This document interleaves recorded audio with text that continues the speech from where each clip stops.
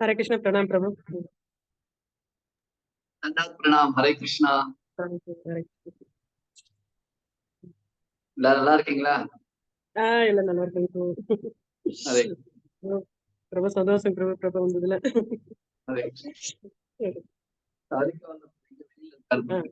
சொன்னாரு. சரி சரிங்க பிரபு, சந்தோஷம்.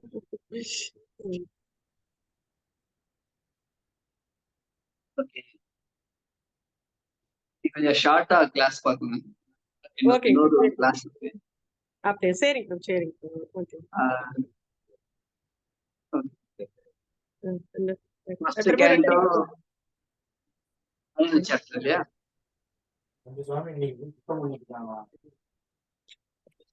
இது வந்து எவ்ரி வீக் கிளாஸ் அது. ஆமாங்க பிரபு. அது இன்னைக்கு எப்பயும் டியூஸ்டே அல்லது ஃப்ரைடே இன்னும் எங்களுக்கு கரெக்டா டைம் இது ஆகலைங்க பிரபு.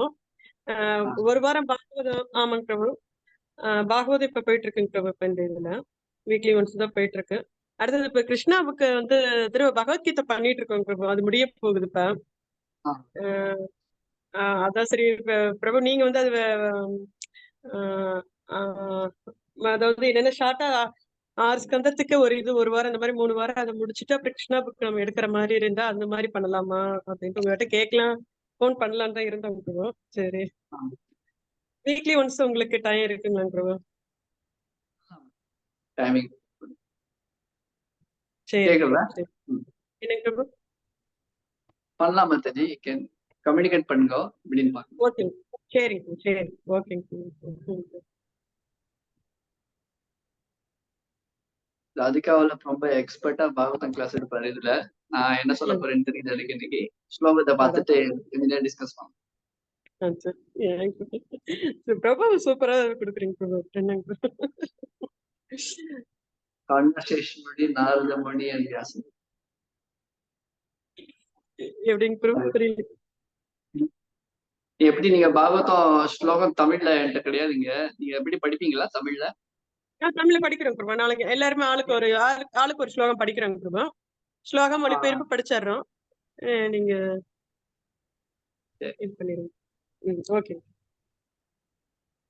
ஸ்லோகம் மட்டும் படிக்கிறேன், நீங்க தமிழ்ல அர்த்தம் அதெல்லாம் நீங்க. ஓகேங்க பிரபு, சரிங்க பிரபு. ஓம் நமோ பகவதே வாசுதேவாய. ஓம் நமோ பகவதே வாசுதேவாய. ஓம் நமோ பகவதே வாசுதேவாய. நாராயணம் நமஸ்கிருத்ய நரம் சைவ நரோத்தமம் தேவீம் சரஸ்வதிம் व्यासं ततो जयमुदीरयेत्. अष्टप्रायेषु भद्रेषु नित्यं भागवत सेवया भगवत्युत्तम श्लोके भक्तिर्भवति नैष्टिकी. कृष्णाय वासुदेवाय देवकी नन्दनाय च नन्दगोपकुमाराय गोविन्दाय नमो नमः. श्रीमद्भागवतम् முதல் ஸ்கந்தம் 6வது அத்தியாயம் 22வது ஸ்லோகம். சக்ருத்யதர்ஷிதம் ரூபம் ஏதத் காமாயதே நக மத்காமசனகை சாது சர்வாம் புஞ்சந்தி கிருச்சயான். நீங்க தமிழ்ல மொழிபெயர்ப்பும் அப்புறம் பொருளை படிக்கிறீங்க.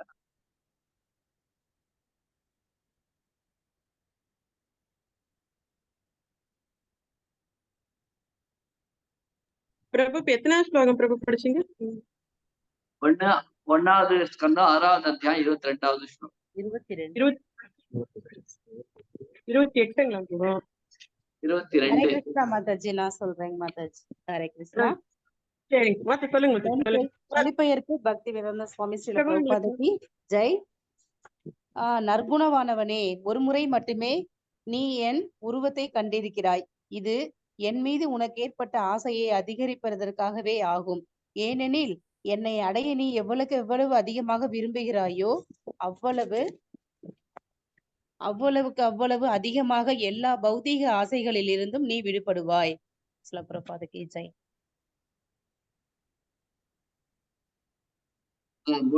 பொருளுரை படிப்போம்.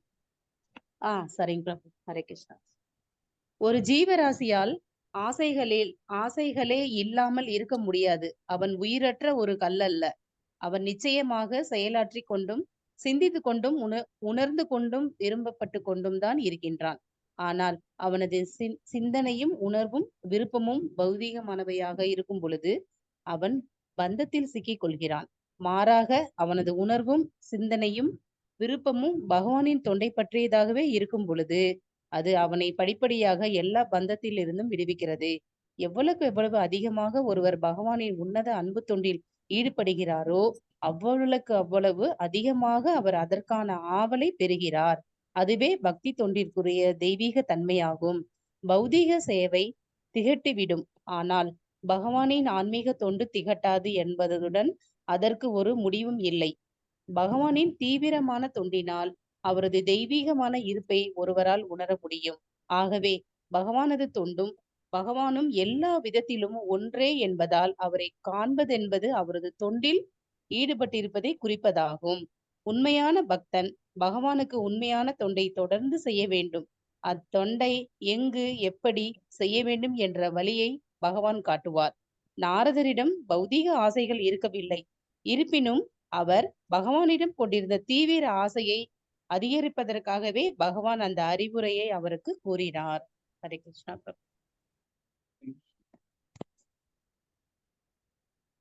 ஓம் அஜ்ஞானதிமிராந்தஸ்ய ஞானாஞ்சனசலாகயா சக்ஷுருன்மிலிதம் येन तस्मै श्रीगुरवे नमः। श्रीचैतन्यमनोभीष्टं स्थापितं येन भूतले स्वयं रूप कदा मह्यं ददाति स्वपदान्तिकम्। वन्देऽहं श्रीगुरो श्रीयुतपथकमलं श्रीगुरुन् वैष्णवांश्च श्रीरूपं साग्रजातं सहगण रघुनाथान्वितं तं सजीवं साद्वैतं सावधूतं परिजनसहितं कृष्णचैतन्यदेवं श्रीराधा कृष्णपादान् सहगण ललिता श्रीविशाखान्वितांश्च। हे कृष्ण करुणा सिन्धो दीनबन्धो जगत्पते गोपेश गोपिका कान्त राधा कान्त नमोऽस्तुते। तप्त काञ्चन गौराङ्गे राधे वृन्दावनेश्वरी वृषभानुसुते देवी प्रणमामि हरिप्रिये। वाञ्छाकल्पतरुभ्यश्च कृपा सिन्धुभ्य एव च पतितानां पावनेभ्यो वैष्णवेभ्यो नमो नमः।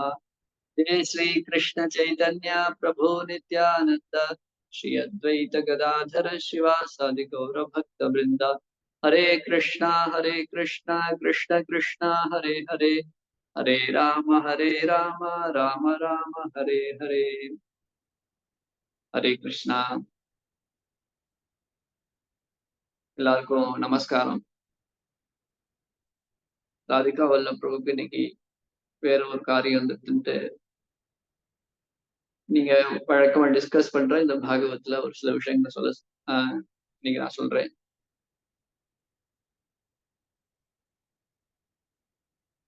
ஸ்ரீமத் பாகவதம் அப்படின்னு சொல்லும் பொழுது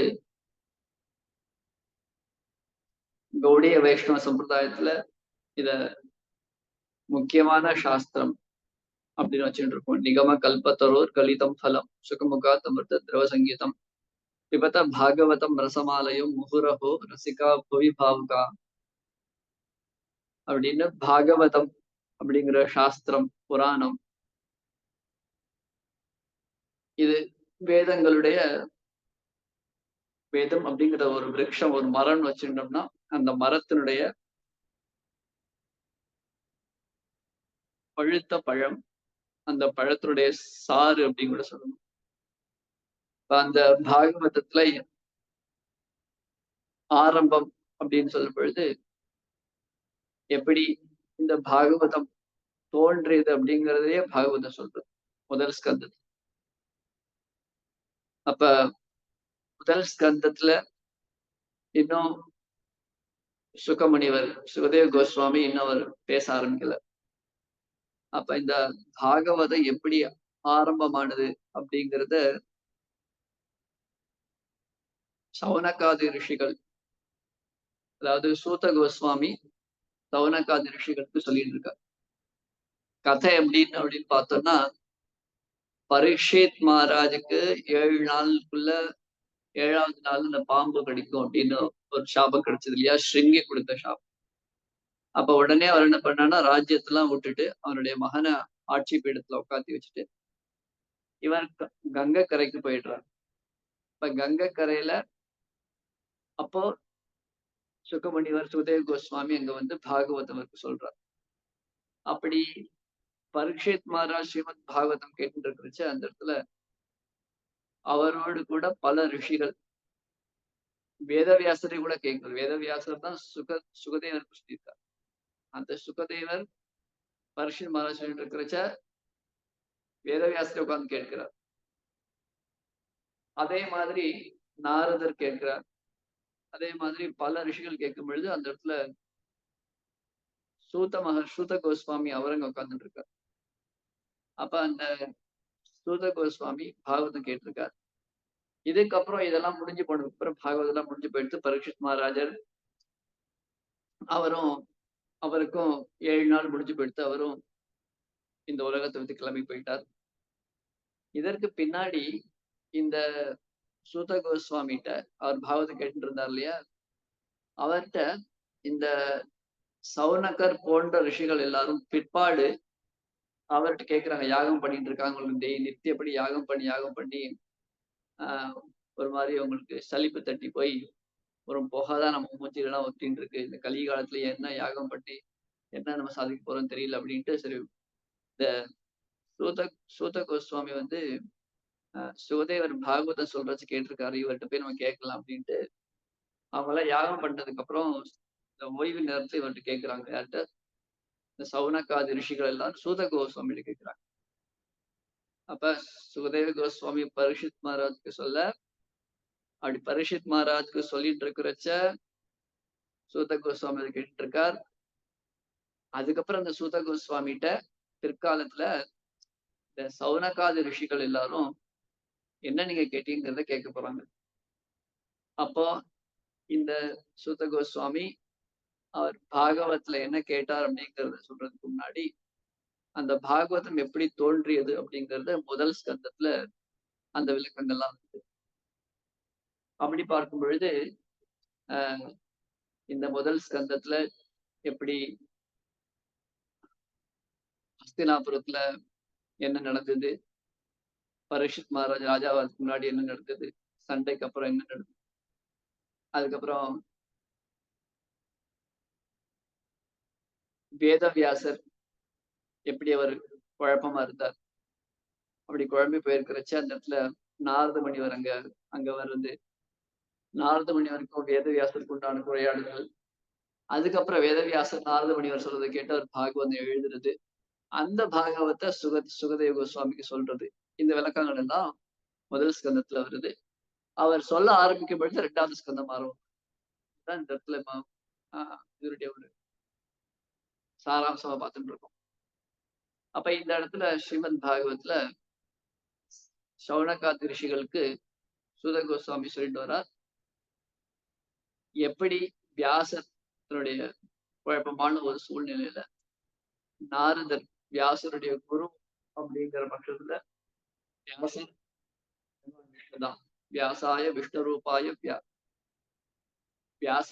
ரூபாய வியாசர் விஷ்ணுவோட ரூபம் தான். நமோவே பிரம்ம நிதையே வாசிஷ்டாய நமோ நமகான். அப்போ வியாசரே ஒரு விஷ்ணு ரூபமா இருக்கிறதுனால அவருக்கு எப்படி நாரதர் குருவா இருப்பார் அப்படின்னு சொன்னோம்னா பகவானே அவதாரம் பண்றது எடுத்துக்கிறார்.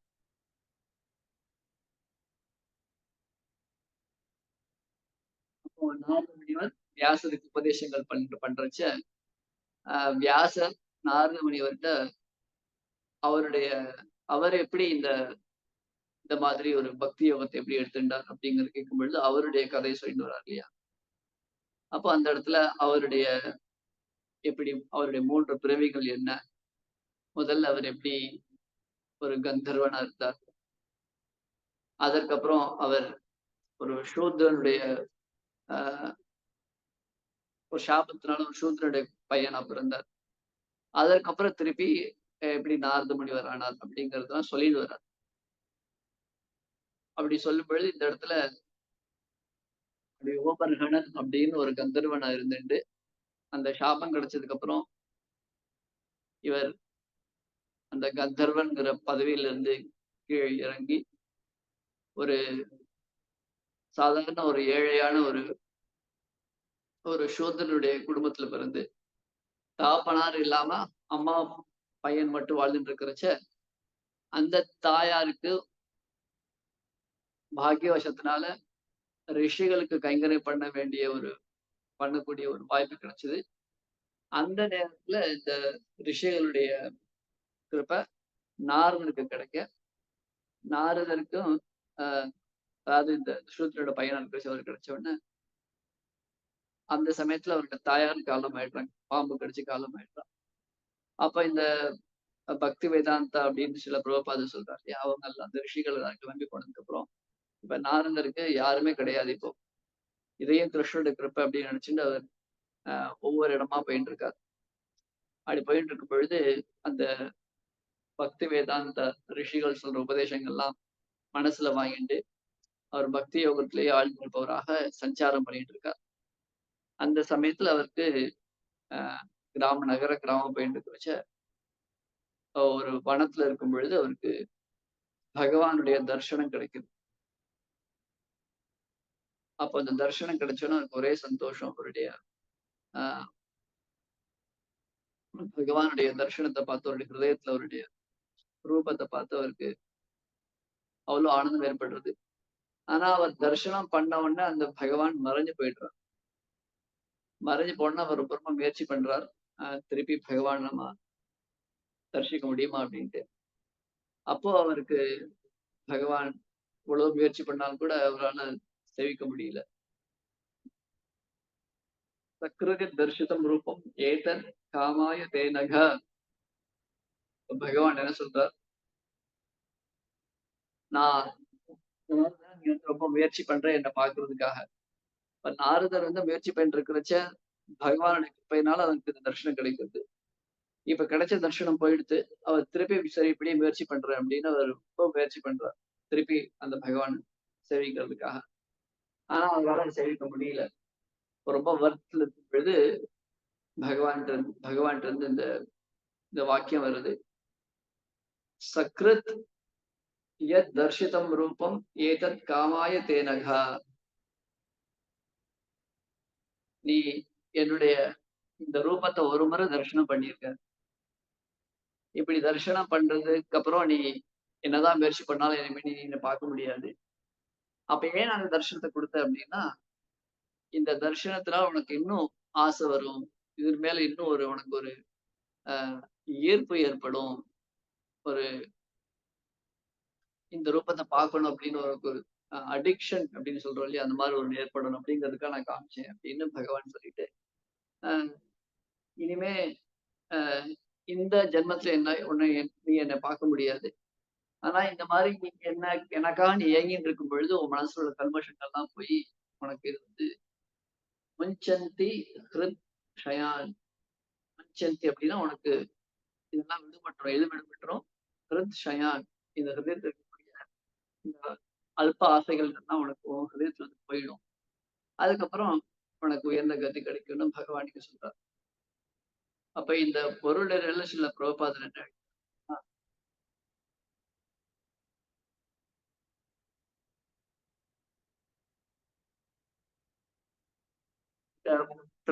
பிராகிருத லோகம், அதாவது நம்ம இருக்கக்கூடிய உலகம், இந்த லௌகிக உலகத்துக்கும் ஆன்மீகத்துக்கு என்ன வித்தியாசம் அப்படின்னு கேட்டோம்னா, கிட்டத்தட்ட நமக்கு பார்க்கறதுக்கு இது ஒரே மாதிரி தோன்றுது. என்ன அப்படின்னு கேட்டோம்னா, இந்த உலகத்திலையும் ஜனங்கள் ஏங்கிட்டு இருக்காங்க, எவ்வளவு விஷயங்களுக்கு ஏங்கிட்டு இருக்காங்க.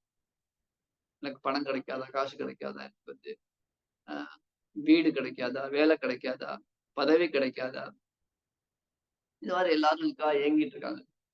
எவ்வளவுதான் கிடைச்சாலும் சந்தோஷமானது கிடைக்க மாட்டேங்குது, இன்னும் வேணும் அப்படிங்கும்.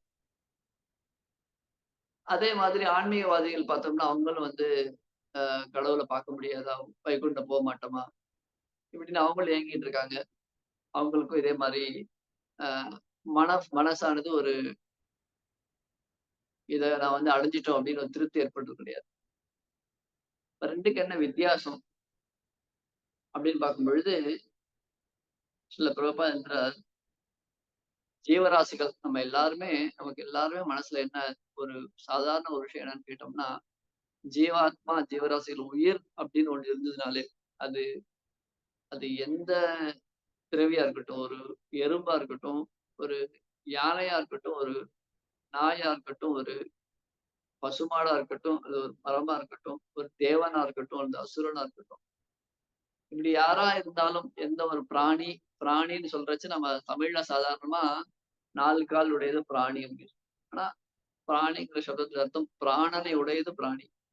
மனிதனும் பிராணின்னு சொல்லலாம் அந்த அந்த விதத்துல பார்க்கும்பொழுது. அப்ப பிராணனை உடைய எல்லா ஜீவராசிகளும் சாதாரண ஒரு குணம் என்னன்னு கேட்டோம்னா, அவங்க சந்தோஷத்தை விரும்புகிறார்கள்.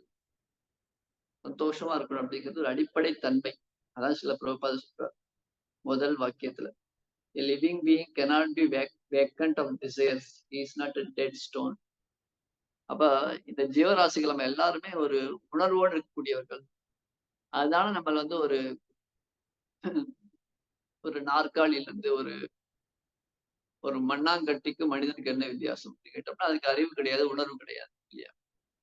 அப்ப ஜீவராசிகள்னாலே உணர்வு உடையவர்கள் அப்படின்ட்டு. எப்படிப்பட்ட உணர்வு? நான் எப்பவுமே சந்தோஷமா இருக்கணும். எனக்கு வந்து மகிழ்ச்சி கிடைக்கணும். அப்படிங்கிறது அந்த ஜீவராசியோட ஒரு அடிப்படை அறிவு அப்படிங்கிறது ஒரு அடிப்படை தன்மை இல்லையா? ஒரு நாற்காலிக்கு அறிவு இருக்குமா? இருக்காது. உணர்வு இருக்குமா? இருக்காது. ஆஹ் அப்போ இந்த ஜீவராசினாலே அறிவுடையவனா இருக்கான். அறிவுனா அனுபவம் உணர்வு உடையவனா இருக்கிறான். அதே மாதிரி எப்பவுமே சந்தோஷமா இருக்கணும்னு நினைக்கிறான். இது ஜீவராசியோட ஒரு தன்மை. எறும்பு இருந்தாலும் கூட அது வந்து நான் ஏதாவது சாப்பிட்டு சந்தோஷமா இருக்கேன். அதே மாதிரி ஒரு யானையா இருந்தாலும் கூட அது நிறைய சாப்பிடுறது அதுவும் அதுக்கு சந்தோஷம். சந்தோஷமா இருக்கணும் அப்படிங்கிறது ஜீவராசியோட அடிப்படை தன்மை.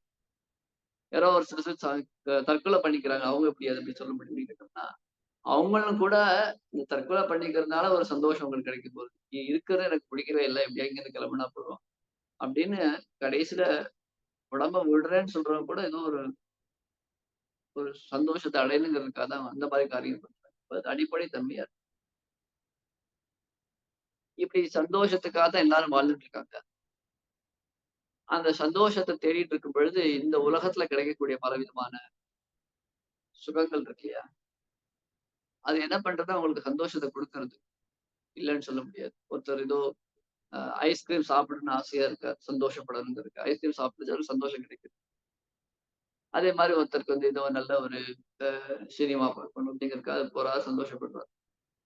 அல்லது இன்னொருத்தருக்கு ஏதாவது ஒரு பணம் கிடைக்கணும், பணம் கிடைச்சாலும் சந்தோஷம்.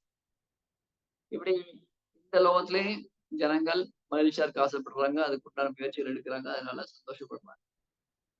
இது ஒரு பக்கம். ஆன்மீகவாதிகளும் சரி கோயிலுக்கு போறாங்க, ஜெபம் பண்றாங்க, அதனால சந்தோஷத்தை தேடுறதுக்கு முயற்சி பண்றாங்க, சந்தோஷப்படுறாங்க.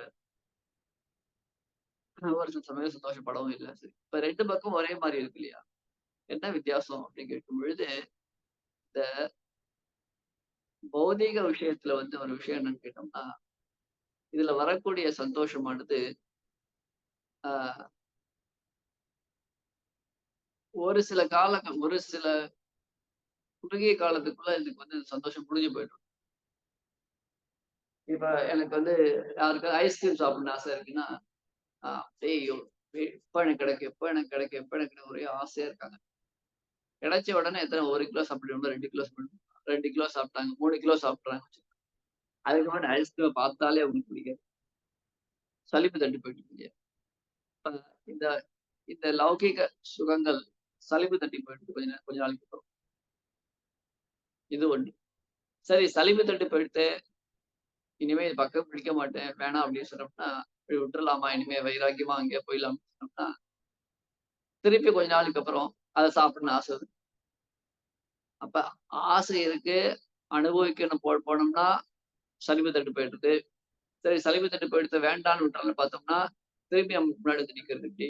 இப்படி இந்த பௌதீக லோகத்துல இத விடவும் முடியல, அனுபவிக்க முடியாம ஜனங்கள் இப்படி ஆஹ் ஒரு போராட்டம் சொல்லலாம் இது. அப்ப ஆன்மீகத்துல எப்படின்னு பார்த்தோம்னா இதுவும் இங்கே அங்கேயும் இதே மாதிரி தான் அப்படின்னு கேட்டோம்னா அங்க பெரிய வித்தியாசம் இருக்கு. இப்ப நமக்கு எது அனுபவம் என்ன இருக்குன்னு கேட்டா, இந்த லோகத்துல ஏதோ ஒரு விஷயத்து மேல ஆசைப்படுறோம். அந்த ஆசைப்பட்ட விஷயத்தை அடைய முயற்சி பண்றோம். அடைஞ்சதுனால ஆனந்தத்தை அனுபவிக்க முயற்சி பண்றச்ச அதுல சலிப்பு தட்டு போயிடும். ஆனா அதே மாதிரி ஆன்மீகத்திலேயே நம்ம ஏதோ விஷயத்த ஆசைப்படுறோம். ஆசைப்பட்டதை அடைய முயற்சி பண்றோம். அதுலயும் சலிப்பு தட்டு போறதா அப்படின்னு கேட்டோம்னா, அங்கதான் வித்தியாசத்தை காமிக்கிறான். வயம் தின வித்ருப்தியாம உத்தம ஸ்லோக விக்ரமே சுவாது சுவாது பதே பதே. அப்ப இந்த பகவான் அப்படின்னு சொல்லும் பொழுது இத சாப்பிட சாப்பிட அனுபவிக்க அனுபவிக்க உங்களுக்கு வந்து அந்த ஒரு சலிப்பே தட்ட மாட்டேங்குது அப்படின்னு சொல்றாங்க பாகவதம் பொறுத்த வரைக்கும். அப்ப அங்க வித்தியாசம் தெரியாது. நம்மளால அனுபவிக்க முடியல இப்போதைக்கு. ஆனா அப்படின்னு நம்ம ஒரு விஷயத்த கேள்விப்படுறோம்.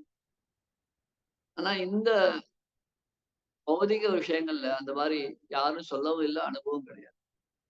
ஆஹ் எந்த விஷயத்த நம்ம ஒரேடியா பண்ணா அதனால நமக்கு வந்து கஷ்டங்கள் ஏற்படும். வியாதி வரைக்கும் கொண்டு போய் விடும் இல்லையா? இப்ப எது நிறைய லட்டு சாப்பிட்டோம்னா சுகர் வியாதி. ஆஹ் முதல்ல நம்மளுடைய புலன்களை சாப்பிடுறதுக்கு அனுமதிக்காது, சலிப்பு தட்டு போயிடும். இருந்தாலும் திரும்பி திரும்பி சாப்பிட்டு இருந்தோம்னா வியாதி வந்து எந்த விஷயமா இருந்தாலும் சரி, கண்ணுக்குள்ள விஷயமா இருந்தாலும் சரி, காதுக்குள் விஷயமா இருந்தாலும் சரி, நாக்கு சாப்பிட்ற விஷயமா இருந்தாலும் சரி, எந்த விஷயமா இருந்தாலும் நம்ம பண்ண அனுபவிக்க அனுபவிக்க சலிப்பு தட்டு போயிடுது. சரி விட்டுறலாம்னு பார்த்தோம்னா திருப்பி நம்மள வந்து தொல்லை பண்றது, திருப்பி ஆசை வருது, திருப்பி அனுபவிக்கலாம். அதுக்கப்புறம் ரொம்ப இப்படியே பண்ணிட்டு இருக்கும்போது அதுல இருந்து வெளியில வரல அப்படின்னா வியாதியில போய் முடியாது. இப்படி இருக்கு இல்லையா? இது பௌதிக உலகத்தினுடைய விஷயம். அதனாலதான் இதை வந்து அஹ் சம்சார சாகரம் அப்படின்னு சொல்லும் பொழுது இது நம்மள வந்து ஒரு அஹ் ஒரு மீன்ல மீனை தூண்டில் போட்டு பிடிக்கிற மாதிரி இந்த லோகத்தை எல்லாத்தையும் கட்டுப்படுத்துறது இந்த பௌதிக உலகம். அப்போ விடவும் முடியல, அனுபவிக்க முடியல அந்த மாதிரி இருக்கு. ஆனா ஆன்மீகம் அப்படின்னு சொல்லும்போது இதுல என்ன ப்ராமிஸ் பண்றாங்க? நம்மளால இப்போ எல்லாராலையும் முழுக்க அனுபவிக்க முடியாது. என்ன ப்ராமிஸ் பண்றாங்க அப்படின்னு கேட்டோம்னா, இந்த அனுபவமானது உங்களுக்கு எப்பொழுதுமே இருக்கும்.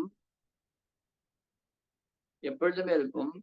சரி எப்பொழுதுமே இருக்குமே அப்படின்னா சலிப்பு தட்டு போயிடாதா? இப்ப எப்ப பார்த்தாலும் நம்ம கண்ணுக்கு முன்னாடி லட்டு இருக்கு அப்படின்னா 24 மணி நேரம் லட்டு கண் முன்னாடி இருக்கு அப்படின்னா லட்ட பார்த்தாலே பிடிக்கலன்னு போயிடுவாங்க இல்லையா? இந்த ஸ்வீட் ஷாப் இருக்கிறவங்க எல்லாம் அவங்களுக்கு ஸ்வீட்டை பிடிக்காதுன்னு சொல்லுவாங்க. அழுத்து போயிடுச்சு அப்படின்னு சொல்றாங்க இல்லையா? அப்ப இந்த ஆன்மீக விஷயங்கள் எப்பொழுதுமே உங்களுக்கு சாஸ்வதமா இருக்கு அப்படின்னு சொன்னாங்கன்னா பயம் வந்துடும். இதுலயும் சலிப்பு தட்டு போயிடுமா அப்படின்னு ஒரு பயம் வருது. அதுக்கு மேல ஆன்மீகத்தை என்ன ப்ராமிஸ் அப்படின்னு கேட்டோம்னா, இது வந்து சலிப்பு தட்டாது. இன்னும் இன்னும் உங்களுக்கு அனுபவிக்கணும்னு ஆசை இருந்துட்டே இருக்கும் அப்படிங்கிறாங்க. இந்த விஷயத்துக்காக தான் பெரிய பெரிய விஞ்ஞானிகள் எல்லாரும் உழைச்சிட்டு இருக்காங்க. சலிப்பு தட்டாம ஒருத்தருக்கு வந்து முழு சக்தியோட இந்த உலகத்தை அனுபவிக்கணும் அப்படின்னு தானே எல்லாரும் ஆசைப்படுறாங்க. மரணமே இல்லாம இருக்கணும், அதே சமயத்துல ஆனந்தமா அனுபவிக்கணும், எல்லை இல்லாத ஆனந்த அனுபவிக்க எல்லாரும் ஆசைப்படுறாங்க. ஆனா உடம்பு ஒத்துழைக்க மாட்டேங்குது, என்னுடைய புலன்கள் ஒத்துழைக்க மாட்டேங்குது, என்னுடைய மனசு ஒத்துழைக்க மாட்டேங்குது. சில சில மனசு ஒத்துழைக்குது, புலன்கள் ஒத்துழைக்க மாட்டேங்குது. இதனால இங்க வந்து இப்படி ஒரு பெரிய பிரச்சனை இருக்கிறதுனால எல்லாரும் முயற்சி பண்றாங்க, இப்படி சாஸ்வதமா சந்தோஷமா வாழ்க்கையை அனுபவிச்சுட்டே இருக்கணும் அப்படின்ட்டு. அப்போ ஒருத்தருக்கு வந்து 1000 வருஷம் கொடுத்தாலும் கூட நீ இறக்காம வாழ்வு அப்படின்னு கொடுத்தாலும் கூட அவர் என்ன பண்ணுவார் வச்சுட்டு சலிப்பு தட்டு போயிடுத்து என்ன பண்ண போற இப்படி உட்காந்துருப்பாரு. இப்ப 2 வேண்டியது ஒண்ணு சாஸ்வதமா இருக்கணும், அதே சமயத்துல சலிப்பு தட்டக்கூடாது. அந்த மாதிரி ஒரு விஷயத்தை தான் எல்லாரும் ஆசைப்படுறாங்க. ஆனா இந்த உலகத்துல எப்படி இருக்கு? சாஸ்வதமா இல்ல எதுவுமே. அதே சமயத்துல சலிப்பு தட்டி போயிடும். எது சாஸ்வதமா இல்ல? வேலை சாஸ்வதம் கிடையாது, பணம் சாஸ்வதம் கிடையாது, அதே மாதிரி சாப்பிடுற பொருட்கள் சாஸ்வதம் கிடையாது. ஒண்ணு. 2வது ஒருவேளை கொஞ்ச நேரம் நீடித்தாலும் கூட அது மேல சலிப்பு தட்டி போயிடுறது நம்ம. இப்படி இந்த உலகத்துல உள்ள சுகங்கள் சாஸ்வதமாவும் இல்ல, சலிப்பும் தட்டி போயிட்டு இருக்கு, போர் அடிச்சு போயிட்டு இருக்கு. ஆனா ஆன்மீகத்துல என்ன ப்ராமிஸ் பண்றாங்க அப்படின்னு சொன்னோம்னா, நித்தியமானது நித்தியமா எப்பொழுதும் இருக்குங்கிறாங்க. நித்தியமா இருந்தாலும் கூட அதுல பயம் வந்துடுது. என்ன பயம் வந்துடுது? எப்ப பார்த்தாலும் என் கண் முன்னாடி லட்டு இருந்தா எனக்கு சலிப்பு தட்டி போயிடுறது. எப்ப பார்த்தாலும் என் கண் முன்னாடி ஒரே சினிமா ஓடிச்சுன்னா போர் அடிச்சு போயிடுறது. அது மாதிரி ஆன்மீகம் அப்படிங்கிற விஷயம் எப்ப பார்த்தாலும் இருக்கு. கிருஷ்ணர் எப்ப பார்த்தாலும் இருக்காருன்னா அவர் பார்த்துட்டு போர் அடிச்சு போயிடாதா? அது ஒரு சாபம் தானே. அப்போ வாழ்றதை விட இறக்குறது மேல். சில பேர் சொல்றாங்க இல்லையா, நீ வந்து 1000 வருஷம் வாழலாம், ஆனா பெட்ல தான் உட்காந்துருக்கணும், படுத்த படுக்கையா இருக்கும். யாருக்கு இந்த வாழ்க்கை வேணும்னு சொல்லுவாங்க. சலிப்பு படுத்து படுத்து சலிப்பு தட்டு போயிடும், போர் அடிச்சு போயிடும். நீ சாகிறது மேல் அப்படின்னு சொல்லுவாரு. அது மாதிரி இந்த ஆன்மீக விஷயங்கள் சாஸ்வதம் எப்பவுமே இருக்கு அப்படின்னு சொல்லிட்டோம்னா, நமக்கு என்ன பயம் வந்ததோ, ஐயோ சலிப்பு தட்டு போயிடுமா, போர் அடிச்சு போயிடுமா, ஒரே கிருஷ்ணரையே பார்த்துக்கிட்டு ஒருத்தரே ஒரே டிவோட்டி ஒரே சேம் டிவோட்டிஸை பார்த்துட்டு போர் அடிச்சு போயிடும் அப்படின்னு சொன்னோம்னா, பாகவத் அதுக்கு மேல ஒரு விஷயத்த சொல்றது. இந்த ஆன்மீக விஷயத்தை நம்ம அனுபவிக்க சலிப்பு தட்டாம மேலும் மேலும் மேலும் இதை அனுபவிக்க வேண்டிய ஆசை தூண்டப்படுகிறது. நம்ம இன்னும் அனுபவிச்சு கொண்டே இருக்கலாம். அப்போ அதெல்லாம் அங்க இருக்கக்கூடிய ஒரு விசேஷம். அப்ப 2 விஷயம் என்ன? இது நித்தியமானது, அதே சமயத்துல சலிப்பு தட்டாது. அதனாலதான் கிருஷ்ணருக்கு இன்னொரு பேரு அபர்யாப்தாமிருத்தன் அப்படின்னு ஒரு பேர் பகவான் கிருஷ்ணன். அபர்யாப்தாமிருத்தன் ஒரு கோவில் இருக்கு. அந்த கோயில் உள்ள பெருமாள் பேர் அபர்யாப்தாமிருத்தன் அப்படின்னு பேரு. தமிழ் அழகா அந்த பெருமாளை ஆறாவமுதன் அப்படின்னு சொல்லுவாங்க. ஆறாவமுதன் என்ன? அமுதம் அமிர்தம் அப்படின்னா, அமிர்தம் எல்லாருக்கும் தெரியலையா? நெக்டர் அமிர்தம். ஆனா அமிர்தம் இருந்தாலும் அளவுக்கு மீறினால் அமிர்தம் நஞ்சுதான் நம்ம கேள்விப்பட்டிருக்கோம். அது இந்த உலகத்தை சேர்ந்தவங்களுக்கு சரி. ஆனா இந்த அமிர்தம் தேவர்கள் குடிக்கக்கூடிய அமிர்தம் மாதிரி கிடையாது. ஒருவேளை தேவாமிர்தம் கூட சலிப்பு தண்டு போயிட்டு, இந்த உலகத்தை எல்லாமே இப்படித்தானே. ஆனா இந்த அமிர்தமானது இந்த உலகத்துல இருக்கக்கூடிய அமிர்தம் மாதிரி கிடையாது. ஆறாம் அமுதம் அப்படின்னு என்ன? சாப்பிட சாப்பிட ஆறாத ஆசை இதுகள் ஏற்படும். அப்படிப்பட்டவர் கிருஷ்ணர், ஆறாம் அமுதன். அப்போ இந்த கிருஷ்ணரானவர் நித்தியமானவர். அப்படிப்பட்ட கிருஷ்ணரை அனுபவிக்கும் பொழுது அந்த கிருஷ்ணரால் அனுபவிக்கப்படுவதால் அந்த சுகமானது மேலும் மேலும் அது சலிப்பு தட்டாமல் நமக்கு ஆனந்தத்தை கொடுத்துட்டே போறது. அப்படின்னா எப்படிப்பட்ட ஒரு விஷயம்? இதுக்குத்தானே எல்லாரும் எல்லாரும் தேடிட்டு இருக்காங்க. எல்லாரும் எது தேடுறாங்க? நித்தியமான ஆனந்தம், அதே சமயத்துல சலிப்பு தட்டாம மேலும் மேலும் அனுபவிக்கக்கூடிய ஆனந்தம். இது 2 தான் எல்லாத்துக்கும் வேண்டியது. அப்படிப்பட்ட விஷயத்தை தான் பாகவதம் கொடுக்கிறது. அப்ப நாரதர் அப்படிப்பட்ட ஆனந்தத்தை தேடி அழைஞ்சிட்டு இருக்கார். அப்போ அவருக்கு கிருஷ்ணன் காட்சி கொடுக்கிறார். அந்த காட்சி கொடுத்த உடனே அவர் வயம் தின வித்ருப்தியாம உத்தம ஸ்லோக விக்ரமே சுவாது சுவாது பதே பதே. இந்த இந்த பகவானுடைய லீலைகள், பகவானுடைய ரூபம், பகவானுடைய நாமம், அவருடைய குணம், கதைகள் எல்லாமே கேட்க கேட்க தவிட்டாத இன்பம்னு சொல்றாங்க இல்லையா, அந்த மாதிரி இது எங்களுக்கு இது வந்து ஒரு சலிப்பே கொடுக்கும். ஒண்ணு வந்து திருப்தி அப்படிங்கிறது, திருப்தி இல்லாம இருக்கிறது. இன்னொரு வந்து பரம திருப்தி, இதுக்கு மேல என்னால சாப்பிட முடியாது, இதுக்கு மேல என்னால இதுக்கு மேல என்னால பார்க்க முடியாது, இதுக்கு மேல என்னால அனுபவிக்க முடியாது அப்படின்னு சொல்ற மாதிரி ஒரு திருப்தி இருக்கு இந்த லோகத்துல. திருப்தியா சாப்பிட்டேன், இன்னொரு தோசை சாப்பிட்டுங்க, திருப்தியா சாப்பிட்டு இதுக்கு மேல ஒரு வாய் கூட என்னால சாப்பிட முடியாது, அந்த மாதிரி திருப்தி இருக்கு. ஆனா இங்க உள்ள திருப்தியானது எவ்வளவு சாப்பிட்டாலும் திருப்தியானது இங்க கிடையாது. அப்படின்னா இது மட்டமா அப்படின்னு கேட்டோம்னா, இது அப்படி கிடையாது. ஒண்ணு சாப்பிட்றச்ச ரொம்ப ஆசையோட சந்தோஷம் அனுபவிக்கிறாங்க. ஆனா இன்னும் சாப்பிடணும், இன்னும் பகவான் அனுபவிக்கணும் ஆசை மேலும் வளர்ந்துட்டு. அப்போ அந்த திருப்திக்கு எல்லையே கிடையாது அப்படிங்கிறபடியான ஆன்மீக விஷயங்கள். இப்போ அப்படி பார்க்கும் பொழுது நாரதருக்கு பகவான் கிருஷ்ணனுடைய தரிசனம் கிடைக்கிறது. அது கிடைச்சுன்னா ஒரு ஆனந்தமான அந்த அனுபவத்தை அவர் உணர்றார். அதுக்கப்புறம் இதை இன்னும் கிருஷ்ணரை பார்த்துட்டே இருக்கணும், இன்னும் பார்த்துட்டே இருக்கணும், இன்னும் பார்த்துட்டே இருக்கணும் அப்படின்னு ஆசைப்பட்டுச்சு. அவர் மறைஞ்சு போயிடுறார். அப்ப ஐயோ இப்ப கிடைக்காதான்னு ஏங்கிட்டு இருக்கும் பொழுது கிருஷ்ணர் சொல்றார், இப்படிப்பட்ட ஒரு தர்ஷனத்தை உனக்கு ஏன் கொடுத்தேன் அப்படின்னா, இதை உனக்கு திருப்பி வேணும் வேணும்னு ஏங்கிட்டு இருக்க இல்லையா, அந்த ஏக்கத்தினால அந்த ஏக்கங்கிறது உன்னை தூய்மைப்படுத்தி என்னை வந்து நித்தியமாக நீ அடையலாம் அப்படின்னு சொல்றார்.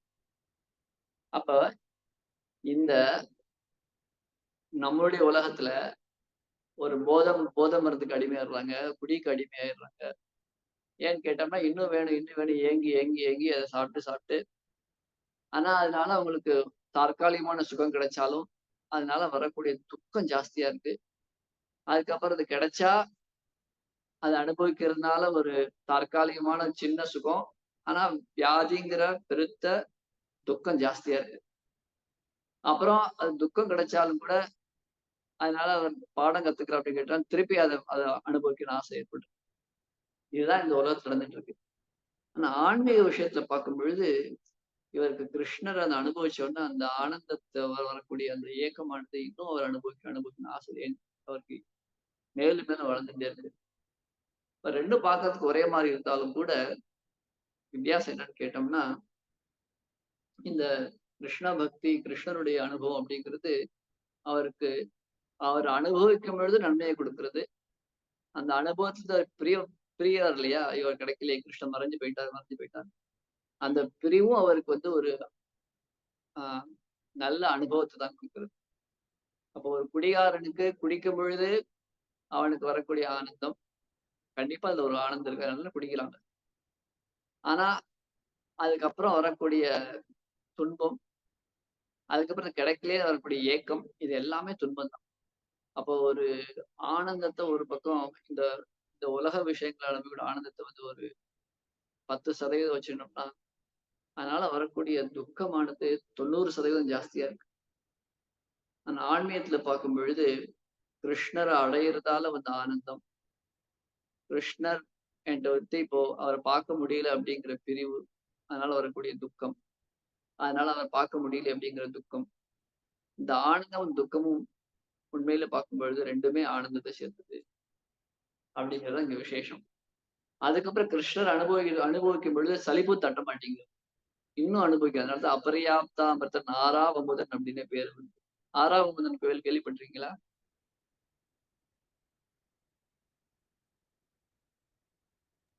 தமிழ்நாட்டுல இருக்கு. கேள்விப்பட்டிருக்கோம் பிரபு, ஆனா போனதில்லை பிரபு. எந்த ஊர்ல இருக்குன்னு தெரியுமா? பிரபு கும்பகோணம். கரெக்டா கும்பகோணம் இருக்காரு. அப்ப ஒரு விஷயத்தை நம்ம எல்லாருமே அதான் தெரியிட்டு இருக்கோம். உலகத்துல பார்த்தோம்னா ஒரு எறும்புல இருந்து, யானையில இருந்து, சிங்கத்துல இருந்து, தேவர்கள்ல இருந்து நான் இதுக்காக தான் தெரிஞ்சிட்டு இருக்கேன், இதுக்காக தான் வாழ்க்கை வாழ்ந்துட்டு இருக்காங்க. இந்த மாதிரி ஒரு ஆசை கிடைக்குமா எனக்கு, சலிப்பு தட்டாத கூடாது, இதே மாதிரி அனுபவிச்சுட்டே இருக்கணும். ஆனா யாருக்கு கிடைக்க மாட்டேங்குது. ஸோ இது கிடைச்சா நான் சந்தோஷமா இருப்பேன். ஸ்கூல்ல படிக்கிறப்ப 1ஆம் கிளாஸ் படிக்கிற கேரம் போர்டு கிடைச்சதான் எனக்கு ஆறாவது அமுதமா தான் அப்படின்னு சின்ன ட்ரை பண்றான். Carrom board விளையாடுறோம், சந்தோஷப்படுறான், கிடைச்சிடுச்சு.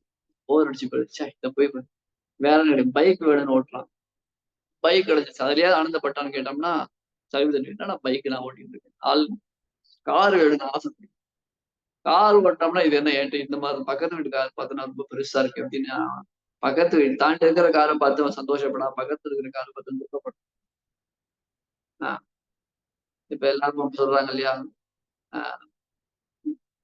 சில்வர் மெடலா பிரான்ஸ் மெடலா, வெள்ளி பதக்கமா வெங்கல பதக்கம் கேட்கும் பொழுது வெள்ளி பதக்கத்தோட வெங்கல பதக்கம் எவ்வளவு மேலுங்கிறாங்க.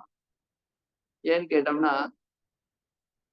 தங்க பதக்கத்துக்கா கடைசி பந்தயம், அதை யாரு ஜெயிக்கிறாங்கன்னு உனக்கு தங்கம், தோத்து போனவனுக்கு வெள்ளி அப்படின்னு. அதானே ஃபைனல் மேட்ச். அப்ப அந்த ஃபைனல் மேட்ச்ல தோத்து போனவனுக்கு வெள்ளி கிடைக்குது. இப்ப வெள்ளி கிடைக்கும் தோத்து போயிட்டமேங்கிறதுனால வெள்ளி வாங்கிக்கலாம். ஆனா அந்த செமிஃபைனல்ல தோத்தவன் அடுத்ததுல அந்த பிரான்ஸ் மெடல் வெங்கல பதக்கத்துக்காக திருப்பி ஒரு பந்தயம் நடக்குது. அது யாரு ஜெயிக்கிறாங்களோ அவங்களுக்கு வெங்கல பதக்கம், அவன் ஜெயிச்சு வெங்கல பதக்கம் வாங்கிட்டான்.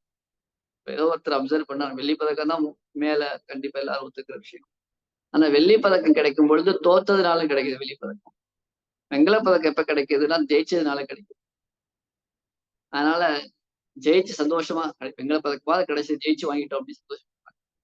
இவன் என்ன பண்றான், தங்க பதக்கம் கிடைக்குன்னு போய் ஆசைப்பட்டு ஜெயிச்சு ஆசைப்பட்டு விளையாடுறான், தோத்து போயிடுறான். ஐயோ தங்கம் போயிடுத்துன்னு ஒரு ஆதங்கத்தோட வெள்ளி பதக்கத்தை வாங்கிட்டான். அப்ப வெள்ளிதான் உயர்ந்ததுன்னு சொன்னாலும் கூட வெங்கலம் ஒரு விதத்துல பார்க்கணும்னா ஜெயிச்சு சந்தோஷம் வாங்கிட்டு வராங்க அப்படின்னு யாரோ ஒருத்தர் அப்சர்வ் பண்றாங்க. ஏற்கனவே எப்படியா விஷயம் என்னன்னு கேட்டோம்னா, இந்த லோகத்துல நம்ம எவ்வளவுதான் முயற்சி பண்ணி சந்தோஷப்பட்டு எனக்கு கேரம் போர்டு கிடைச்சிருது, எனக்கு பைக் கிடைச்சிருது, எனக்கு கார் கிடைச்சிருது, எனக்கு வேலை கிடைச்சிருது, கல்யாணம் ஆயிடுச்சு எனக்கு அப்படின்னு ஆசைப்பட்டு ரொம்ப சந்தோஷமா இருக்கலாம் பார்த்தோம்னா சலிப்பு தட்டி போயிடுது இல்லையா? ஒருத்தர் சொன்னாராம், 2 பசங்க இருந்தாங்க, காலேஜ் படிக்கிற பசங்க. இப்பதான் பசங்க கல்யாணம் ஆகுறது ரொம்ப பெரிய கஷ்டமா இருக்கு. எல்லாரும் பொண்ணுங்கள்லாம் ஜாஸ்தி படிக்கிறாங்க, கல்யாணம் ஆக மாட்டேங்குது. அவனோட ஃப்ரெண்டு கல்யாணம் ஆயிடுச்சு.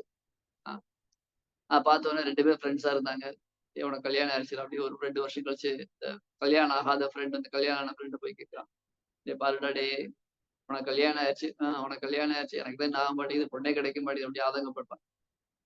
அவ அந்த கல்யாணம் ஆனவர் சொன்னாராம், நம்ம 2 பேருக்கும் கல்யாணம் ஆகாம நம்ம பிரம்மச்சாரியா சுத்திட்டு இருந்தோம். அப்ப நமக்கு என்ன ஒரே கவலை என்னன்னு கேட்டோம்னா, ஐயோ கல்யாணம் ஆகலை, ஐயோ கல்யாணம் ஆகலை, ஒரு பொண்ணு கிடைக்க மாட்டேங்குது, கல்யாணம் பண்ண முடியல அப்படி கவலைப்பட்டு இருக்கோம். அது ஒரு கவலை தான் அவனுக்கு. மற்ற கவலையாவே தெரியல. கல்யாணம் ஆகல அப்படின்னு கவலைப்பட்டு இருந்தோம். இப்ப எனக்கு கல்யாணம் ஆயிடுச்சு, உனக்கு அந்த ஒரு கவலை இது தொடர்ந்துட்டு இருக்கு. உனக்கு எனக்கு என்ன வித்தியாசம் அப்படின்னு கேட்டோம்னா, உனக்கு இருக்கிறது ஒரே கவலை. என்ன கவலை? கல்யாணம் ஆகலையே, கல்யாணம் ஆகலையே. எனக்கு நான் என்ன நிலையில இருக்குன்னு கேட்டோம்னா, அந்த ஒரு கவலையை தவிர மத்த எல்லா கவலையும் எனக்கு இருக்கு. இந்த கவலையை தவிர கல்யாணம் ஆகலையேங்கிற கவலையை தவிர அந்த கவலை போயிடுச்சு, கல்யாணம் ஆயிடுச்சு எனக்கு இப்ப. ஆனா அதை தவிர 1008 கவலை என் தலையில உட்காந்துட்டு உனக்கு தெரிய மாட்டேங்குது. வீட்டு வாடகை கொடுக்கணும், பிள்ளைய படிக்க வைக்கணும், மனைவிக்கு இதை வாங்கிட்டு வரணும், அதை கொடுக்குது. 1008 கவலை எனக்கு வந்திருக்கு. உனக்கு அது ஒரு கவலை தாண்டா, நீ என்னோட எவ்வளவு பரவாயில்லடா அப்படின்னு சொன்னா. விஷயம் என்னன்னு கேட்டோம்னா, இவ்வளவு ரொம்ப முயற்சி பண்ணி நமக்கு ஒரு விஷயம் கிடைச்சாலும் கூட அதுக்கப்புறம் இது இவ்வளவுதானா அப்படின்னு ஒரு சலிப்பு தட்டுது இந்த லோகம். அப்ப இந்த ஜீவராசிகளான எல்லாருமே எதுக்காக முயற்சி பண்றோம் அப்படின்னு கேட்டோம்னா, நித்தியமான ஆனந்தம், சலிப்பு தட்டாத ஆனந்தத்துக்காக முயற்சி பண்றாங்க. ஆனா அது வந்து முயற்சி பண்ணி இதுவா இதுவா கேட்டு கடைசி எல்லாமே உங்களுக்கு பெரிய ஒரு ஏமாற்றத்தை குடிக்கிறது. இத புரிஞ்சுட்டவன் தான் அடுத்த விஷயத்துக்கு எங்க வரான், அதாதோ பிரம்ம ஜிக்யாசா. அப்படி ஏதாவது ஒரு விஷயம் இருக்கா, சாஸ்வதமானது, நித்தியமானது, சலிப்பும் தட்டாம நித்தியமான ஆனந்தத்தை கொடுக்கக்கூடிய விஷயம் இருக்கா அப்படிங்கிறது அவன் தான் ஸ்ரீமத் பாகவத்துக்கு வரான். அப்படிப்பட்ட பாகவத்துல வரும் பொழுது அவனுக்கு அந்த சலிப்பு தட்டாத நித்தியமான எப்பொழுதுமே ஆனந்தத்தோடு அனுபவித்துக் கொண்டு மேலும் மேலும் அது ஆனந்தம் அவனுக்கு இன்னும் அதிகரிச்சுட்டே இருக்கு. அப்படிப்பட்ட ஒரு விஷயம் கிடைக்கும் அப்படின்னு கேட்டோம்னா அதுதான் கிருஷ்ண பக்தி. அபரியாப்தாமிருத்தன் ஆறாவமுடன். அப்போ அந்த ஆன்மீக தளத்துக்கு வரும் பொழுது இவனுக்கு என்னன்னு கேட்டோம்னா, இதுவும் அதுவும் ஒரே மாதிரி தெரிஞ்சாலும் கூட இந்த வித்தியாசத்தை வந்து தெரிஞ்சுக்கணும். முதல்ல எப்படி தெரிஞ்சுக்கிறோம்? சாஸ்திரங்களால தியரிட்டிக்கலா தெரிஞ்சுக்கிறோம். அதுக்கப்புறம் அதை வந்து நம்ம பிரத்யட்சமா அனுபவிக்கலாம். இப்ப நாரத முனிவர் எங்க இருக்காருன்னா பிரத்யட்சம் அதை பாக்குறாரு. இப்படி தவிட்டான ஆறாவமுதனான பகவான் அனுபவிச்சதுக்கு அப்புறம் அவர் அவ்வளவு ஆசைப்பட்டு இதுதான் இப்படிப்பட்ட ஆனந்தம், இப்படிப்பட்ட பகவானுக்கு கைங்கரியம் பட்டு வரக்கூடிய ஆனந்தம் இருக்கு. ஆனா அது இப்போது போயிடுது அவருக்கு. அதனால அவர் ஏங்குறார், ஐயோ கிடைக்கலையே அப்படின்னு. அப்ப அந்த கிடைக்கலையேங்கிற ஏக்கமும், இந்த குடிகாரனுக்கு வந்து மது கிடைக்கலையே, இல்ல ஒரு காமகனுக்கு எனக்கு வந்து ஆசைப்பட்ட விஷயம் கிடைக்கலையே, அல்லது ஒரு பணம் ஆசைப்பட்டு பணம் கிடைக்கல ஏங்குறான் இல்லையா, அதுக்கு என்ன வித்தியாசம் கேட்டோம்னா, இந்த ஏக்கமானது அவனை கொல்றது. யாரை கொல்றது? இந்த சாதாரண ஜீவராசியை. பணம் கிடைக்கலையேன்னு அவனை துன்பத்துல இருக்கான். எனக்கு வந்து காசு கிடைக்கல, பதவி கிடைக்கலன்னு துன்பத்துல ஆழ்த்துறது, ஒரு ஏக்கத்துல ஆழ்த்துறது. ஆனா இந்த ஏக்கம் பகவான் கிடைக்கலையேங்கிற ஏக்கமானது இது வந்து அவனை துன்பத்துல ஆழ்த்துறது கிடையாது. அந்த துன்பம் அப்படின்னு சொன்னாலும் கூட துன்பமானது ஆன்மீகமயமானது. அந்த துன்பத்தால என்ன நமக்கு பிரயோஜனம் ஏற்படும் அப்படின்னு கேட்டோம்னா, அந்த பகவான் கிடைக்கலையே அப்படிங்கிற துன்பத்தினால, இந்த பிரிவுனால, அதனால அவனுடைய ஹிருதயமானது சுத்தமா இருக்கு. ஆனா எனக்கு காசு கிடைக்கல, பொண்ணு கிடைக்கல, பணம் கிடைக்கல அப்படிங்கிறதுனால வரக்கூடிய அந்த ஏக்கமானது அவனை வந்து சஞ்சலப்படுத்த வைக்கிறது. அவனை அவனை வந்து இன்னும் அவனுக்கு ஒரு மன உளைச்சலை கொடுக்கிறது. மேலும் அவனுடைய மனசுல வந்து அழுக்குகள் ஏற்படுது. இதுதான் ரெண்டுக்குள்ள வித்தியாசம். அப்ப இந்த இடத்துல நாரத முனிவர் என்ன சொன்ன கதை சொல்றாரு அப்படின்னு கேட்டோம்னா, அவருடைய வாழ்க்கையை சொல்றச்ச, இப்படி பகவானை பார்த்தேன், அவர் மறைஞ்சு போயிட்டார். அதுக்கப்புறம் அவர் சொல்றார், உனக்கு ஒரு சாம்பிள் ஒரு அனுபவத்தை காமிச்சிருக்கேன். இப்ப இனிமே நீ என்னை பார்க்க மாட்ட. ஆனா என்ன நீ அந்த அனுபவிச்சதுனால அதை நினைச்சு ஏங்கிட்டு எப்ப கிடைக்க போகுது எப்ப கிடைக்க நினைச்சிட்டு இருப்ப இல்லையா? அதனால உன்னுடைய ஹிருதயம் சுத்தியா இருக்கு அப்படிங்கிறார். இப்ப பிரபுபாத சொல்றார், ஜீவாத்மா அப்படிங்கிறவர் 2 வாய்ப்பு இருக்கு. 2 சாய்ஸ் இருக்கு. என்ன சாய்ஸ்? இந்த உலகத்துல உள்ள தற்காலிகமான சுகத்தை தேடி, இந்த உலகத்துல உள்ள ஓவர் அடிக்கக்கூடிய சலிப்பு தட்டக்கூடிய சுகத்தை தேடி ஓடிட்டு இருக்க. இது ஒரு சாய்ஸ். இன்னொரு சாய்ஸ் என்ன? நித்தியமான ஒரு சுகத்தை தேடி, அதே மாதிரி எவ்வளவு அனுபவிச்சாலும் சலிப்பு தட்டாத ஒரு சுகமான சுகானுபவம் இருக்கு. அதை தேடி ஓடலாம். இந்த 2ல ஒண்ணு நீ முடிவு பண்ணின்னு சொல்லிட்டு நாரத முனிவர் தன்னுடைய சாய்ஸ் என்ன சூஸ் பண்ணார்? கிருஷ்ணரை சூஸ் பண்ணார். அப்படி பார்க்கும்பொழுது அப்படி கிருஷ்ணர் எப்படி அவர் அடைஞ்சார்? அதே சமயத்துல அந்த கிருஷ்ணருக்கு காணாம திருப்பி கிடைக்காம போனதுக்கு அப்புறம் அதனால வரக்கூடிய ஏக்கம், அந்த ஏக்கமானது இந்த உலகத்துல வரக்கூடிய ஏக்கத்துக்கு வித்தியாசமானது. ஏன்னு கேட்டோம்னா, இந்த ஏக்கம், இந்த பிரிவாற்றாமை இதுவானது ஹிருதயத்தை சுத்தப்படுத்துறது. மேலும் இது வந்து கிருஷ்ணரை அடைகிறதுக்கு இன்னும் ஒரு உதவி பண்றது அப்படின்ட்டு இந்த இடத்துல அவர் நாரத முனிவர் சொல்றார். அதனால்தான் பகவான் சைத்தன்ய மகாபிரபு சன்னியாசம் எடுத்துட்டு கிளம்பிட்டார். நவதீபத்துல இருந்து கிளம்பினதுக்கு அப்புறம் திடீர்னு ஒரு நாள் ராத்திரி அவர் கிளம்பிட்டார். அவர் கிளம்புறது யாருக்குமே தெரியாது. 4 பேருக்கு மட்டும்தான் தெரியும். நித்யானந்த பிரபு, முகுந்தா, சில பேர் மட்டும்தான். கட்சி மாதாக்கு தெரியாது நாளைக்கு காத்தால நிம்மாய் கிளம்பிட போறோம் அப்படின்ட்டு.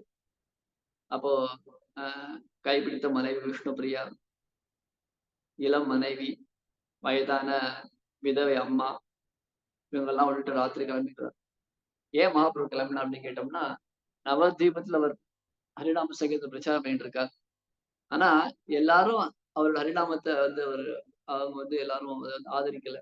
பல பேர் மகாபிரபு மேல குற்றம் பார்க்கிறாங்க. பல பேர் மகாபிரபு வந்து சந்தேகப்படுறாங்க. பல பேர் இவன் அவர் வந்து தாக்குதல் கூட நினைச்சிருக்காங்க, முயற்சி பண்ணியிருக்காங்க.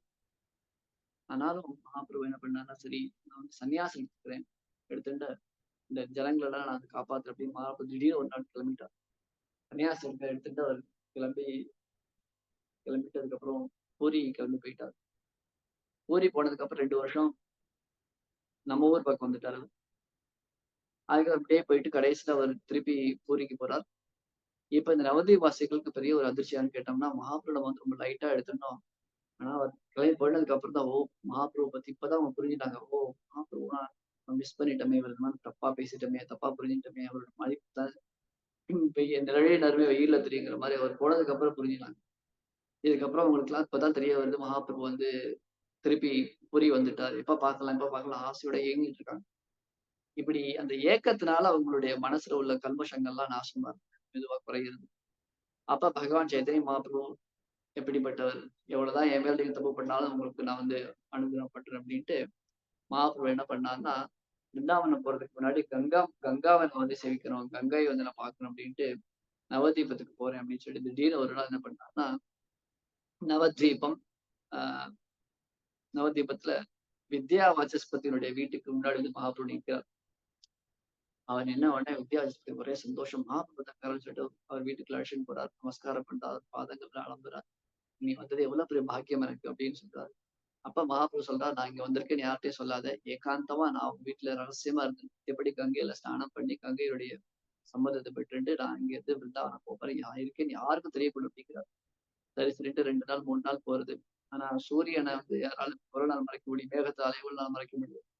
நவதீவாசிகள் தெரிய வந்துட்டு மகாபிரபு வந்திருக்காருன்னு சொல்லிட்டு அடிச்சு பிடிச்சு, மகாபிரபு வந்துட்டார் சொல்லிட்டு எல்லாரும் அடிச்சு பிடிச்சு ஆயிரக்கணக்கான ஜனங்கள் ஓடுறாங்க. சில பேர் ரோட்ல போறாங்க. ரோட்ல போனா இந்த ரோடே ஸ்தம்பிச்சு போயிடுது, எல்லாம் டிராபிக் ஜாம். அதுக்கப்புறம் ரோட்ல இடம் இல்லைன்னு சொல்லிட்டு ஒரு மத்த சில பேர் வயல் வழியா போறாங்க, மத்த சில பேர் காடு வழியா போறாங்க. எல்லாம் அப்படியே ரொம்ப போயிடுத்து போறதுக்கு வழியே இல்லை. காடெல்லாம் ஓடி ஓடி அங்கேயே ஒரு பாதையை போட்டாங்க அப்படி. எல்லாரும் ஓடி போய் கடைசியில கங்கை வந்துடுது. கங்கையை கடக்கணுமே, அதுக்கப்புறம் தானே வித்யாசஸ்பதியோட வீடு இருக்கு, வித்யாநகர்ங்கிற இடத்துல. அங்க போய் மகாபிரபு தரிசிக்கணும் அப்படின்ட்டு எல்லாரும் அபச்சாரம் பண்ணாங்கலாம் வராங்க, எல்லாரும் ஓடி வராங்க. கடைசி பார்த்தோம்னா அங்க கங்கையை கடக்கணும், அங்க இருக்கிறது 4-5 படகு தான்.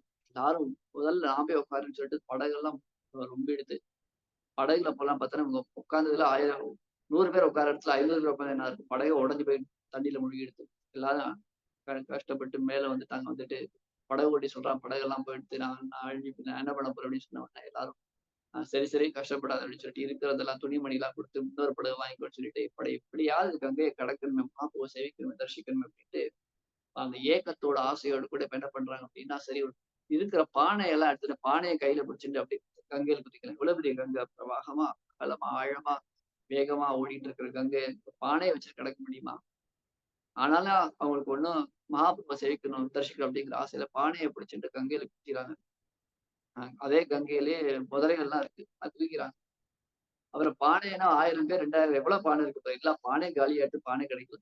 மத்த 1000 பேர் என்ன பண்றாங்க, சரி பானை இல்லையா, வாழை மரத்தை வெட்டி வாழை மரத்தை கங்கையில போட்டு அதை தாரை பிடிச்சி கிடக்கலாம் அப்படின்ட்டு அந்த மாதிரி சில பேர் கிடக்குறாங்க.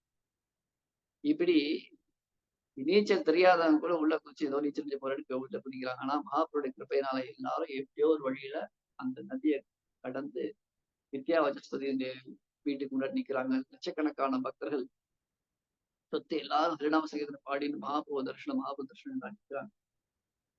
அதுக்கப்புறம் மகாபிரபு அவருக்கு உங்களுக்கு தரிசனம் கொடுக்குறாரு. கொடுத்துட்டு எல்லாரும் ரொம்ப சந்தோஷமா மகாபிரபு சேவிச்சு எல்லாரும் மகாபிரபு நமஸ்காரம் பண்ணி நிறைய லீலைகள் நடக்குது. கடைசியில பக்தர்கள் எல்லாம் சொல்ல, மகாபிரபு தப்பா புரிஞ்சுட்டோம், இப்பதான் எனக்கு புரியுது நீங்க யாரு, உங்களுடைய பக்தர்கள் யாரு, எவ்வளவு அபச்சாரம் பண்ணிருக்கேன், நான் என்ன பண்ணணும் அப்படி கேட்டோன்னு மகாபிரபு சொல்றாரு, எந்த வாயால நீ வைஷ்ணவ நிந்த பண்ணியோ, எந்த வாயால நீ வைஷ்ணவர்கள் தப்பு பார்த்தியோ, அதே அது விஷம் குடிக்கிற மாதிரி, அதே வாயால் விஷத்துக்கு பதில் அமிர்தமான அவங்களுடைய அந்த வைஷ்ணவ மேல தப்பு பார்க்காம அவங்க மேல நீ எந்த விதமான தோஷங்களும் பார்க்காம குணங்கள் மட்டும் பார்த்து குணத்தறி புகழ்ந்து அந்யோன்யம் ஒருத்தருக்கு ஒருத்தர் நல்லா புரிஞ்சுண்டு சந்தோஷமா இருந்தீங்க அப்படின்னா அதே வாயால் அமிர்தம் சாப்பிடுறதுக்கு சமமானது. அப்ப விஷத்தை சாப்பிடுறதுனால உயிர் போறது, அந்த எதனால நீ உயிர் போனது, வாயால விஷம் சாப்பிட்டாலும் உயிர் போறது. அதே வாயால் அமிர்தமயமான வைஷ்ணவ நிந்த பண்ணாம வைஷ்ணவனுடைய குணங்களை பாரு, பகவானுடைய குணங்களை சொல்லு, பகவான் நாமாவை சொல்லு. அப்படி பகவான் நாம சொல்றதுனால வைஷ்ணவனுடைய குணங்களை நீ புகழ்றதுனால அந்த அமிர்தம் அவனோட வாயில போய் அவனுக்கு உயிர் அப்படிங்கிற அந்த நல்லா சந்தோஷமா வாழ முடியும் அப்படின்னு மகாபிரபு உபதேசம் பண்றார். இப்படி கோல தீபத்துல மகாபிரபு அந்த இடத்துல அவர் மகாபிரபு இந்த உபதேசத்தை நவதீப சேவை பண்ணிட்டார். அப்போ அந்த மகாபிரபு பிரிஞ்சு இருக்கும் பொழுது அந்த ஆற்றாமையினால வரக்கூடிய அந்த அதனால அவங்களுக்கு ஹிருதயம் சுத்தமாகி இப்படி மகாபிரபுடைய தரிசனம் உங்களுக்கு கிடைக்கிறது. அந்த மாதிரி இந்த இடத்துல நாரத முனிவர் இப்போ பகவான் மறைஞ்சு போயிட்டார். ஆனாலும் பகவான் சொல்ற, ஏன் மறைஞ்சு போயிட்டார், ஏன் உடனே பகவான் நம்ம முன்னாடி வரக்கூடாது அப்படின்னு கேட்டோம்னா, இப்படி வராம இருக்கும் பொழுது இந்த பிரிவு அப்படிங்கிறது இந்த பௌதிகத்துல உள்ள விஷயங்கள் மாதிரி அது துன்பத்தை கொடுக்கறது கிடையாது. இதனால அவங்களுக்கு பெரிய நன்மை நடக்குது. என்ன நன்மை நடக்குது, அனர்த்தங்கள் போறது, அதே மாதிரி அதுவும் ஒரு ஆனந்தத்தை கொடுக்கறது, பகவானை இன்னும் நம்ம நல்லா அனுபவிக்க முடியும் அப்படிங்கிறது வழியாக இந்த விஷயத்தை நம்ம தெரிஞ்சுக்கிறோம். அதனால இந்த பௌதிக உலக விஷயத்துக்கும் ஆன்மீகத்துக்கான வித்தியாசம் சுருக்கமா என்ன பார்த்தோம் அப்படின்னு சொன்னோம்னா, எல்லா ஜீவராசிகளுடைய அடிப்படை தன்மை என்னன்னு கேட்டோம்னா நித்தியமான சுகத்தை தேடிட்டு இருக்காங்க. எல்லா ஜீவராசிகளும் நித்தியமான ஆனந்தம் தேடிட்டு இருக்காங்க. சலிப்பு தட்டால் சுகத்தை தேடிட்டு இருக்காங்க. அது உங்களுக்கு கிடைக்க மாட்டேங்கிறது. திருப்பி முயற்சி பண்றாங்க, ஏமாந்து போறாங்க.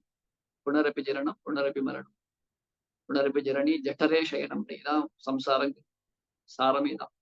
தேடி தேடி தேடி ஏமாந்து போய் உட்கார்ந்துட்டு இருக்காங்க. பணக்காரா இருந்தாலும் சரி, ஏழையா இருந்தாலும் சரி, பெண்ணா இருந்தாலும் சரி, ஆனா தேவனா இருந்தாலும் சரி, அசுரனா இருந்தாலும் சரி, மனிதனா இருந்தாலும் சரி, மிருகமா இருந்தாலும் சரி, இதான் கதை. ஆனா ஆன்மீகம் அப்படின்னு சொல்லும் பொழுது இங்க விஷயமே நித்தியமான சுகம், வீட்டாத இன்பம், அப்படிப்பட்ட பரியாப்தாமதன் 6ஆம் பகவான் அடையணும் அப்படின்னா அது கொடுக்கக்கூடிய விலை நம்ம அதை அடையணுங்கிற ஆர்வம், அடையணுங்கிற அந்த ஆசை, அந்த ஆசையும் ஆர்வம் அதிகமாக அதிகமாக நமக்கு பகவானுடைய ஹிருதயமானது சுத்தியா இருக்கு. சுத்தமான ஹிருதயத்தில் நாம் பகவான் அடைஞ்சு பகவான் பக்தர்களுக்கு மேல தோஷங்கள் பார்க்காம அபச்சாரங்கள் பண்ணாம இருந்தோம்னா கிருபை கிடைக்கணும் ஆகும்ன்ற விஷயத்தை சொல்றாங்க. ஹரே கிருஷ்ணா. ஹரே இது கிருஷ்ணா. வந்து எல்லாருக்கும் புரிஞ்சுதா? யூஸ்ஃபுல்லா இருந்ததா? எஸ் பிரபுஜி, ரொம்ப நல்லா இருந்தது பிரபுஜி. பிரபுஜி, அது அந்த வித்யாநகரமா சொல்லுவாங்க பிரபுஜி, வித்யா வசஸ்பதி வித்யாநகரம், பகவானுடைய எழுது போல கூட அங்க நட்டி வச்சு ஒரு மரம் வந்துச்சுன்னு சொல்லுவாங்களே பிரபுஜி. அங்கே அந்த வித்யா வசஸ்பதி வந்து சார்வபௌம பட்டாச்சாரியுடைய சகோதரரா பிரபுஜி? ஆமா ஆமா. சரிங்க சரி. தேங்க்யூ பிரபுஜி. ரொம்ப அற்புதமா நல்லா இருந்தது. தேங்க்யூ பிரபுஜி. இதோட நான் நிறுத்திக்கிறேன். இன்னொரு ஒரு கிளாஸ் இருக்கு. சரியா? நான் அடுத்த வாட்டி சரியாப்பா. எல்லாருக்கும் நன்றி. பொறுமையா கேட்டு இருந்தீங்க. துறையோரும் டிவோட்டிஸ் உற்சாகமான மக்கள், உங்களோட ஆசீர்வாதம் கேட்டுக்கிறேன். பக்தி பண்ணணும். ஹரே கிருஷ்ணா. இல்ல பிரபுபாதி ஹரே கிருஷ்ணா. ஹரே கிருஷ்ணா. தேங்க்யூ பிரபுஜி. ஹரே கிருஷ்ணா. ஹரே கிருஷ்ணா.